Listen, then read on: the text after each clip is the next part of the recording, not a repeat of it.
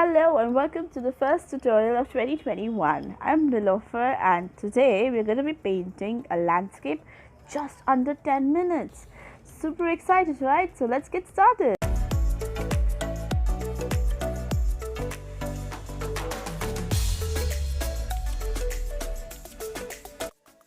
To begin, tape your paper from all four sides. I'm using an A5 sheet, 100% cotton paper, a mop brush to spread the water and color evenly, a piece of paper on the sides to swatch all your colors. Here I'll be swatching them.